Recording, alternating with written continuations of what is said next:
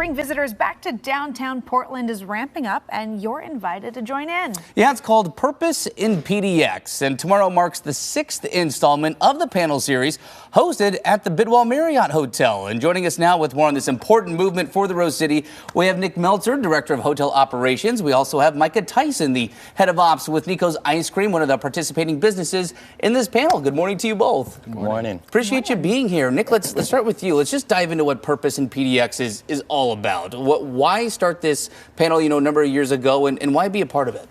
Well, it's our opportunity to shine a positive spotlight on all the incredible makers and intellectual minds here in Portland and bring people together to celebrate that, and also create some network opportunities for people that want to grow in those respective fields. Mm-hmm. So tomorrow's panel is going to be focused on first-rate food makers. So we love that Nico's Ice Cream is part of that, some first-rate food from here in Portland. How are you hoping to join this conversation? Yeah, absolutely. I think the bright side and the amazing part of Portland, Oregon is the community that surrounds it. With Nick and the Bidwell, they do an amazing job of integrating everybody in and allowing anybody from a very small maker to a very big maker to come in and express their knowledge to everybody in between. You talk about revitalizing downtown. It's something that we've talked about for some time, and we'll probably continue to talk about for some time as well. When we say, hey, what's the goal here? Of course, we mean, well, we want business to be booming with that economic growth and that health in downtown. But Nick, what does this look like? I mean, tangibly, what does revitalizing downtown look like, and why do panels like this help that? Well, it's all from small steps to big steps, right? So anything we can do on a monthly basis to bring people increased foot traffic in our space is incredibly important, and to the decisions that someone from out of state might make in traveling to Portland, how we can influence that is also a part of what our initiatives are. Mm-hmm. How much of what we're seeing in terms of downtown traffic and what you see at the Bidwell is local, is Portlanders versus folks who might be coming in from out of state?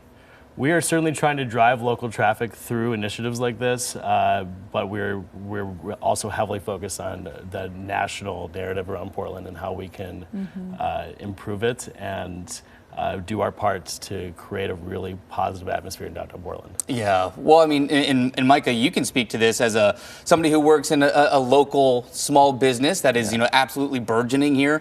What's this like from your perspective? This push for downtown Portland, and for you to be a part of this panel. Yeah, I mean, growing up in Portland in general, downtown, you think of every city as this booming place, and I think it's something that has struggled in the past years. But we have amazing buildings coming up, and there's still so many vacant spots that can be an opportunity for somebody to come in and create a narrative and create a history within downtown Portland. Mm-hmm. Food and beverage is something that the city of Portland is certainly known for. How important do you think that is to really driving some of the economic health of our community? Huge. I think you go anywhere in the nation, you tell them you're from Portland, the first thing you think about is food. And so to be able to keep that life, to be able to keep that history and that rich aura around Portland within food is so important. Yeah, just because that's something that drives and keeps our city afloat. Mm-hmm. A question I want to end on with both of you. Nick, I'll start with you. Is just what do you hope people take away from this? They hear this conversation. They've heard our show too talk about revitalizing downtown, because there are plenty of pushes to kind of get things quote unquote back on track. What are you hoping somebody takes away from this that may be different from past years? Well, they have a chance to come in and actually engage with the people that are affecting positive change every day, right? The other people that are involved in in tomorrow's discussion are Top Chef All-Star alum Sarah Hammond, who runs Tiny Fish Company, which is an awesome canned fish company. Mark Bitterman, who runs a brick and mortar store and online operation where he sells everything from flake salts to high-end chocolate.